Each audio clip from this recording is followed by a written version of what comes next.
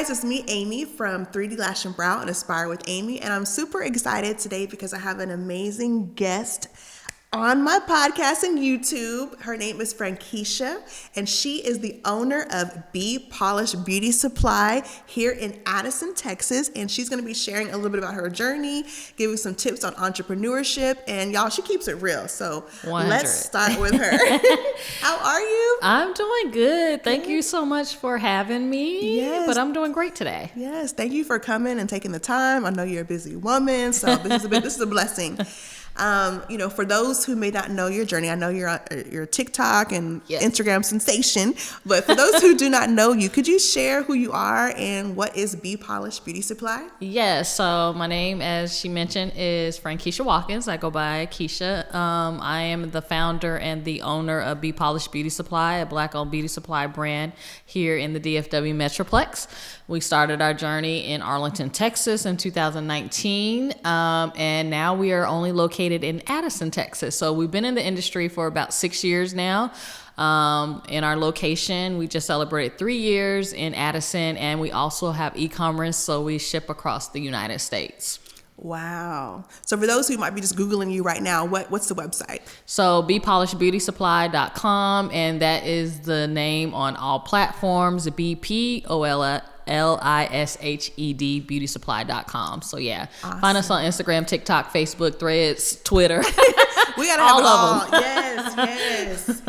So first off, congratulations on 3 years in Addison. That's amazing. Y'all, she is right on Beltline, the most amazing street in Addison. She's right there, so y'all go check her out. So one of the first questions I have for you is, what does entrepreneurship mean to you? So for me, and I'll be very transparent, I never saw myself being an entrepreneur, especially in this space, right? So I kind of fell into entrepreneurship, and I think to me, the meaning actually changes often.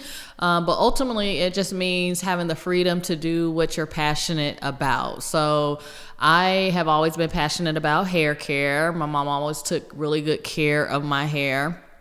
And then when the natural hair movement came on the scene many years ago, I was the one that was in the kitchen making flaxseed gels, making my own oils, doing all those things. I actually thought I would have a hair care line and a major YouTube channel.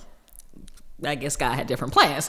But so I kind of just fell into the business, and it was nothing that I saw coming. I did not plan for it.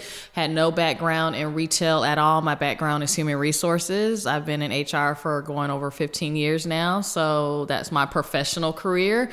So again, entrepreneurship is really just about doing what's passionate for you or passionate to you, and what you could do that serves other people that you enjoy doing. Okay. So was there any pivotal moment that landed you into this? Like something that happened at work, or you were like, I'm done, or how did this happen? I always tell people it was a divine calling. Again, it was nothing that I saw. I remember going to work one day and clearly hearing, open a beauty supply store. What? Now, again, and I kind of just got chills from that. Again, it was nothing that I saw coming. Again, I'm good in my career. I'm a manager. I'm climbing the corporate ladder, right? And so I remember driving to work, and I was living over here in this area at this time. And so I was going down 635, and I was like, okay, where did that come from? And so I got to work and, did what I needed to do. But I will tell you that sound and open a beauty supply store became so heavy on me that I could not ignore it. Mm-hmm. It was like I was thinking about it when I should have been doing other things. I was having dreams about it. It was like all I could see, all I could hear. And so I remember going to work one day, and I was like, okay, God, you keep telling me to open this beauty supply store. I have no knowledge. I don't know what I'm supposed to do. If you want me to do this, you're going to have to show me. And so I got to work. I opened my computer, and as I'm waiting for my computer to boot up and all this other stuff, I opened Instagram. And one of the first posts I saw about 2 young ladies out in California who had opened a Black-owned beauty supply store. And I was at my desk, and I started shaking, and I started crying because I was like, He gave me a sign like less than 30 minutes.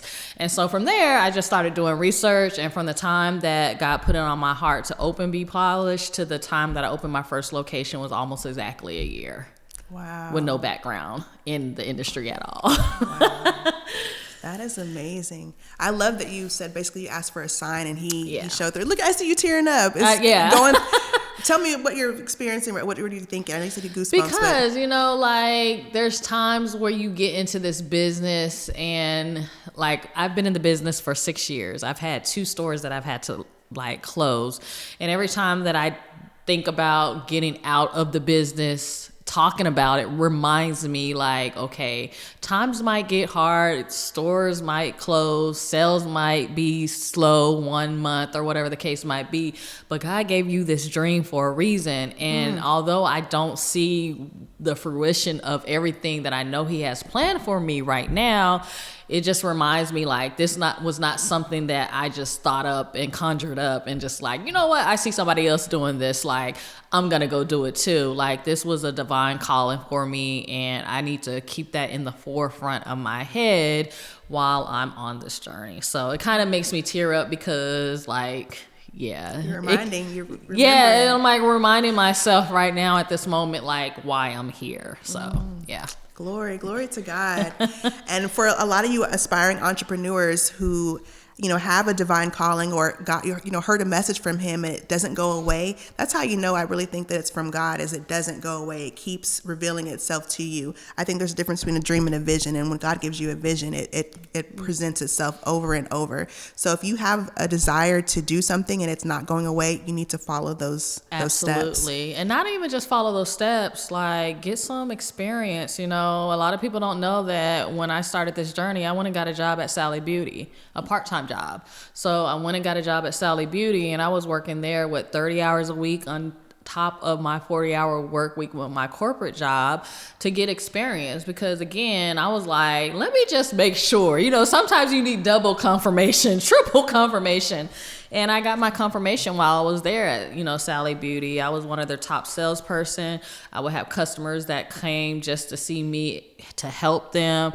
And on top of that, I was a regular cashier, like breaking down boxes, putting inventory out, taking the trash, sweeping, mopping, like not in Sally corporate, like standing on my feet every day, and so that really gave me experience too. And it comes full circle for me when people come into the store and they're like, I know you from somewhere. And I'll be like, maybe Sally Beauty. And they're like, that's where it is. So, some of my Sally Beauty customers are now Bpolished customers, which is amazing. Wow. So you actually put yourself in the environment that you wanted to, and was there anything that deterred you or maybe said, okay, maybe this is not for me, but it wasn't that experience? It wasn't that. I loved it. Really? Like it was something that I enjoyed doing. Again, it was hard work. And I was like, my feet hurt. Like I'm corporate. So I sit down all day at a computer. So standing up on my feet was like, ooh, this is a lot. But I enjoyed it. I enjoyed it. And I learned a lot of valuable lessons. Like, I'm like, okay, they got 3 on the shelves. Okay, I see how they do this. Or I noticed that their shelves are really like, narrow. They're not deep at all. So it makes it look full. Like I learned so much from them because I'm like, oh, okay, I see how they're making their shelves look full, but there's only 2 on the shelves. So yeah, I learned. Wow. So what is something that you would have told yourself if you can go back 6 years ago to kind of help you prepare for this journey? Ooh, so much, like so much. I think the biggest thing for me is to give myself grace. Because when I got into this business, I don't think I gave myself a lot of grace, and it did impact my mental health. I remember when I first opened my Arlington store, if there was like one shampoo that was out of stock, I was running to the warehouse to get that shampoo because I didn't want to be that store where they said that, she didn't have what I needed, right? So I was running, like I ran myself down with trying to like not make any mistakes instead of giving myself grace. And that, I think for me, that's probably the biggest thing that I would have told myself 6 years ago because it impacted me, right? Off camera, we were just talking about burnout. So that was a part of that. That was because I was trying to do everything and I didn't want to disappoint anybody, because as a Black beauty supply stores, we're held at a higher standard than anybody. I remember getting a 1 review on Google because I didn't have a particular inch of braid hair, but I had 6 other lengths and different colors and different styles, but because I didn't have, I think it was a 48 inch, the lady gave me a 1 review. So I was always like trying to just please everybody, and it impacted my mental health to the point where, like, off camera, we talked about how I just got lazy. Like, I drove by my store one day, like it wasn't even mine. I'm like, I'm not going in there. Like, I'm not going in there. Like, forget it. I don't know what's going on in there. I don't care what they need. I'm not going in there. So it's definitely to give myself grace, for sure. Wow. That's, that touches me so much, because I feel that same sentiment when it comes to a business, giving yourself grace. So how does somebody give themselves grace? How do you allow yourself to not take that 1-star negative review and just beat you down? It's something that you just have to take it day by day, I'll be honest, because I still struggle with it. Like, if I don't have something, I'll be like, well, I'll get it when I get it. We don't have that edge control. We have 6 other edge control. If somebody really wants an edge control, they're going to get something. So you really just have to take it day by day. I don't have any like methodology or anything like that, but you just have to remind yourself that I'm one person. I'm doing the best that I can. If it was easy, everybody would be doing it. The people who are complaining or who have something to say, they're not in my situation. They're not doing this. They don't see the cash flow. They don't see that I just paid, $4,000 in payroll this month. They don't see that my rent is $4,300. They don't see all these things. So because I don't have a certain thing, you don't see all the overhead and the bills that come with this business. So it's just a reminder to myself, like, okay, I'm doing the best I can. If they are upset or whatever the case might be, they can go somewhere else. That's where I'm at with it at 6 years in the industry now, for sure. Yes. So as you kind of mentioned, you said you are one person. Right.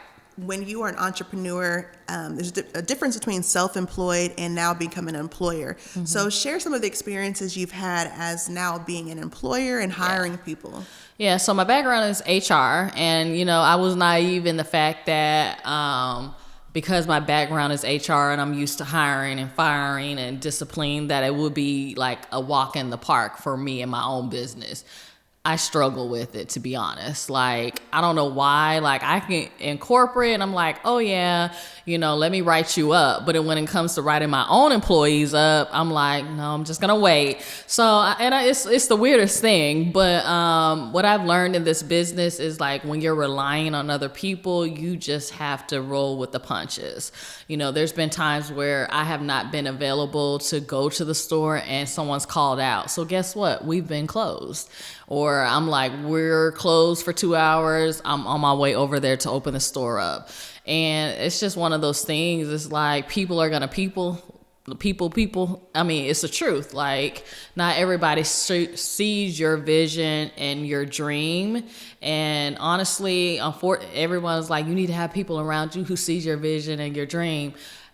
It's your vision and your dream. And sometimes, no matter how many cycles of employees you go through, they don't see it. It's not as meaningful as it is to yourself. So the people management part is challenging, especially because I'm in retail, so people leave retail all the time.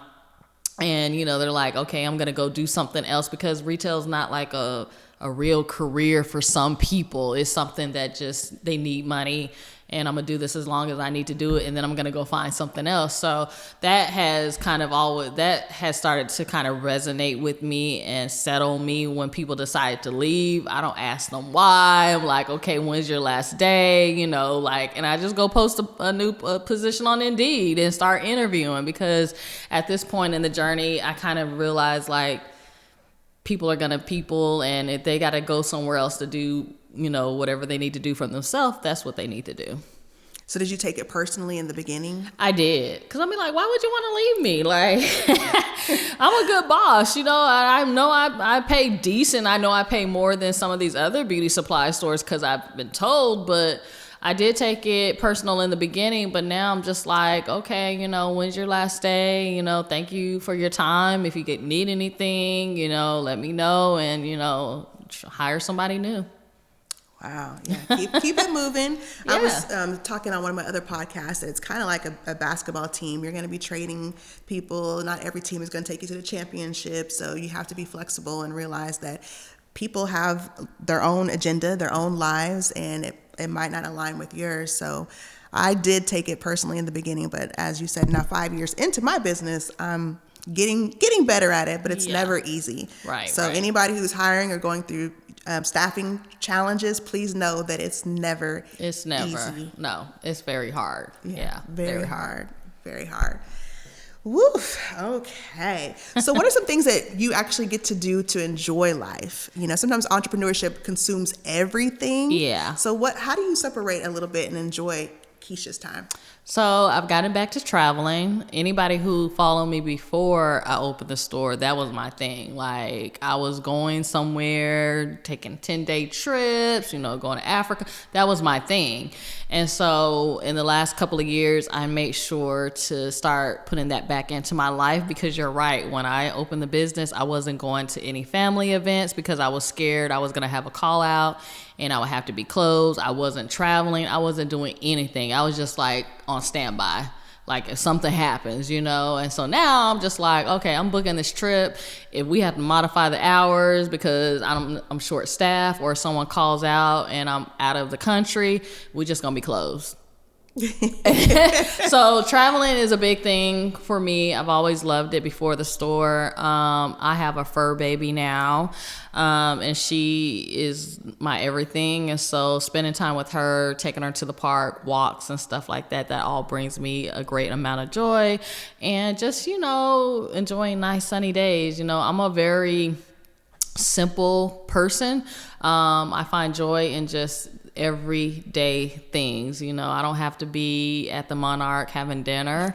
No, no, like I don't have to be at the Monarch having dinner to find joy. Like, I just find joy in everything. And then especially since, you know, I was telling you off camera, I had a cancer scare where I actually thought I had cancer in my leg. When I found out that it wasn't cancer, thank God, I was like, you know, you spend so much time worrying about stuff that does not matter, you know, like you worry about everything that doesn't even really matter. Like, it could have been a different way. And so that kind of was a wake up call for me as well, because, you know, like I was like, dang, you know, I was nervous and I was like, Lord, okay, if this is what it is, okay, I'll deal with it, help me get through it. So that was one of my wake up calls as well.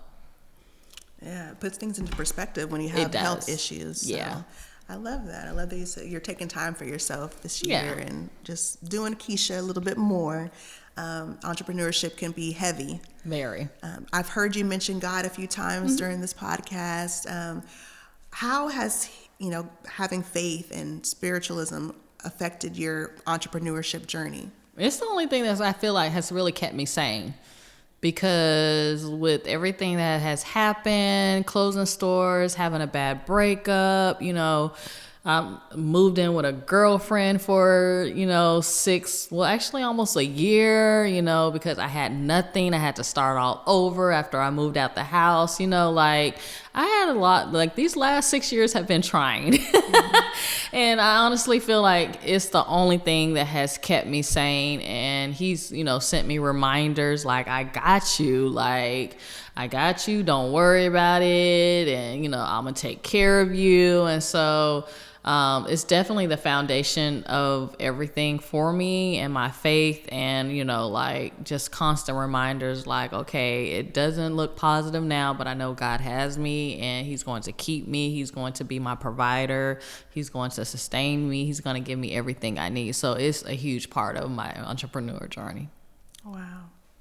I love that. He's awesome. You mentioned kind of some of the setbacks that happened in your life.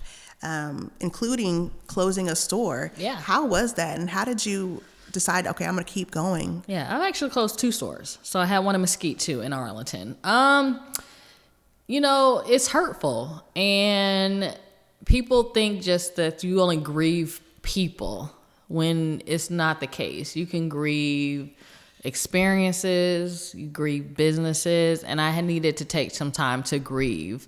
And so it was hurtful, especially in my Arlington location, because we were there for 3 years, and that was my baby, right? That was my very first location. And so to have to close that location due to like the sales just started plummeting out of nowhere. It was sick.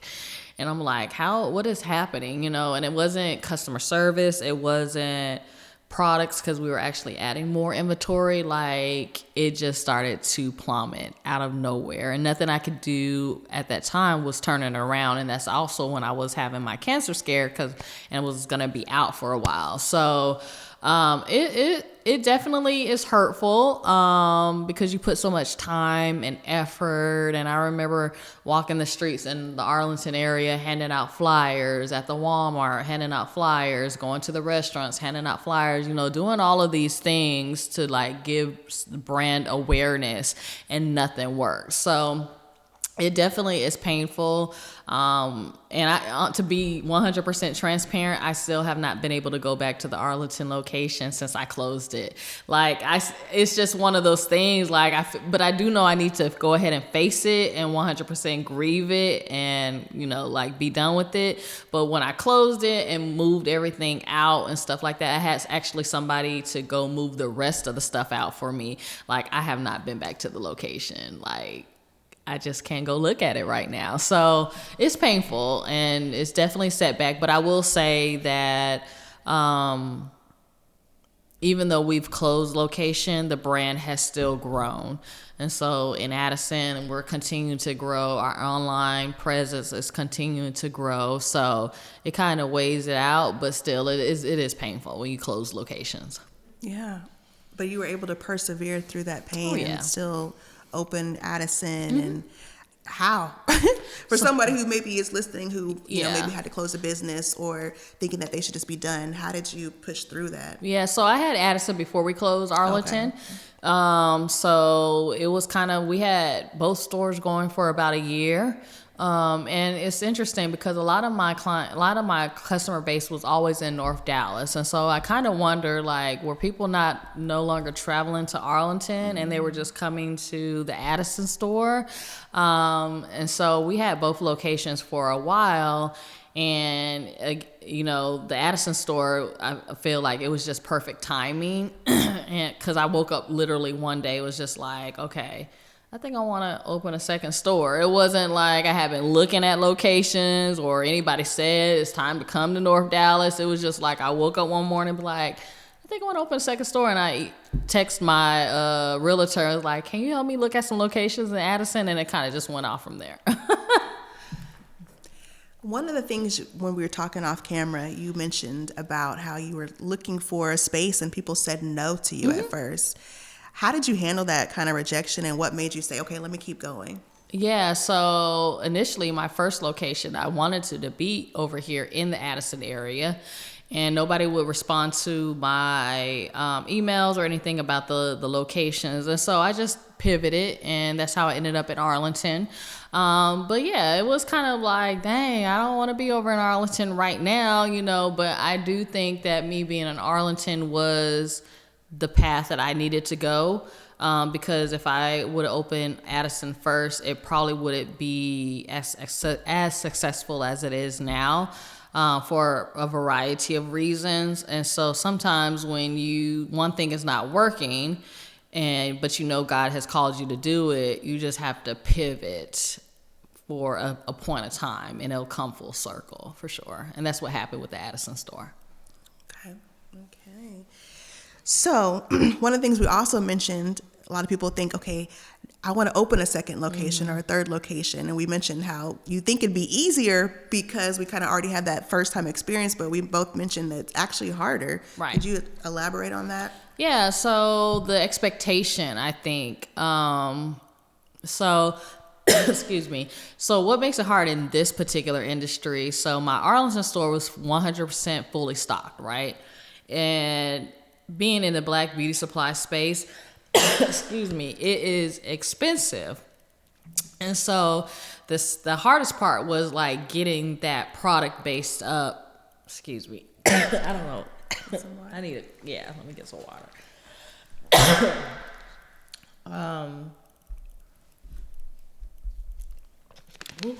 Got a little warm out of the blue. Getting that, store up to par where the Arlington location was. So that's what kind of made it challenging for the second location. And I feel like people just expect more of you because you have 2 locations, and you also put a lot of pressure on yourself because being in Arlington for 3 years with a fully staffed store and stock store, and then not having as much inventory in Addison, that definitely, put a little pressure on me. Like, okay, I need to get this store where it needs to be. Were there any influential people or mentors who guided you during the early stages of your journey? Yeah, absolutely. So when I first opened the store, I did research, and I found a couple of consulting companies that actually offered guidance. And so I did take like boot camps and stuff to that nature. And in the process, I met other Black-owned beauty supply store owners, which I didn't even know was a thing, right? Because you don't really hear about them. I did meet other Black-owned beauty supply store owners who had been in the business, and I really connected with them to get information and get guidance. I'm part of a Black-owned beauty supply Facebook group. I'm actually a moderator in it now. And so I got into that group. At the time, I wasn't moderator, but there was plenty of information that was in there that, say, hey, here are vendors, here's how you do things, so that all played a part into it, me opening my stores as well as sustaining, so now I still talk to a lady. She's actually in Tulsa. She's been in the business for a long time. Her store does amazingly well. She's the only Black beauty supply store in Tulsa, Oklahoma. It's Mandy's, and that's my girl. And so I talk to her almost every day about something. She always gives me advice and stuff like that, because I tell people it's good to have mentors that are where you want to be. And she's definitely where I want to be. So I do talk to her often about business. What do you think? Do you carry this? How much are you charging for this? I'm like asking her all kinds of things. Yeah. So mentorship is important in this business. Where do you see yourself in 5 years? Ooh, I don't know.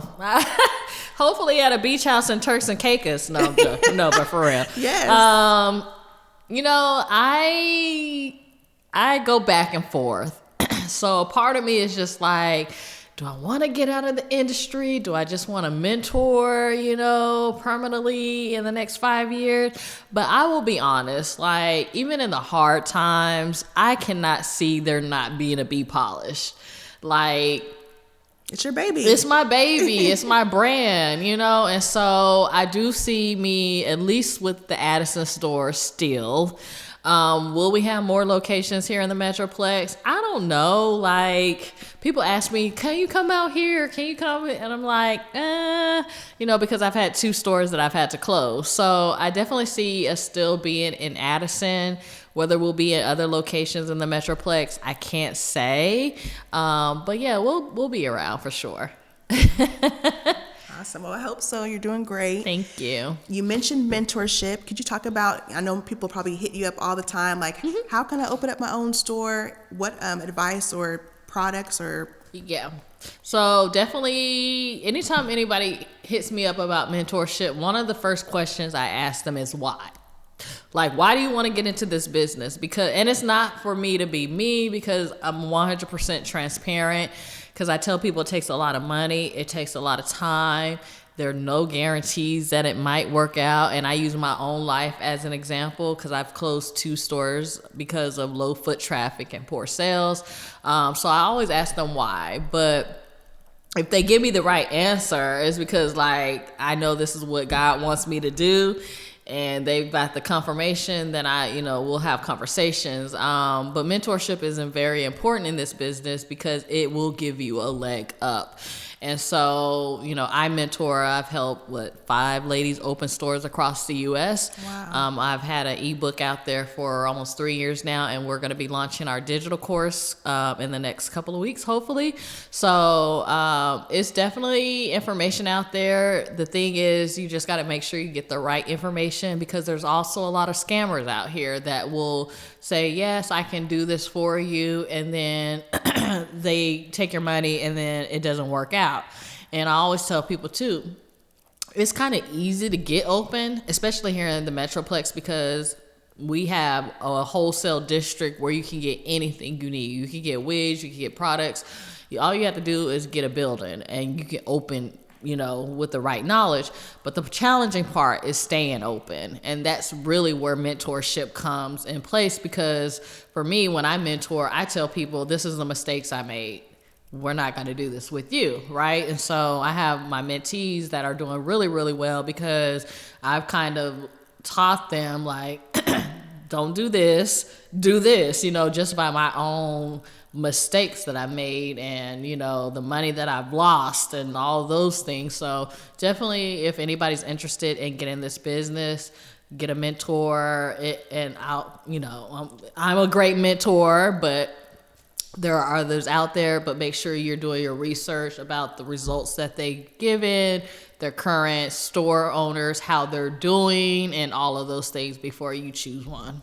Okay. So with your upcoming digital course that's going to be released soon, what can they expect from that? Yeah, so they can expect me to walk them through everything, to be honest, from how to structure their business, like getting the LLC, all the way up into hiring, people management. So I go through all of those. It's about 6 modules.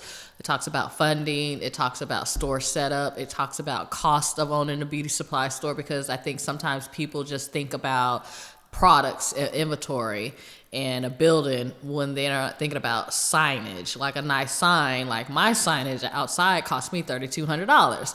An LED sign costs that much. All the utilities, and when you sign a lease, you got to put the deposit down and the first month's rent. So that might be $10,000. Like, people don't really know the total costs that comes with owning a brick and mortar, not just a beauty supply store, but with a brick and mortar, period.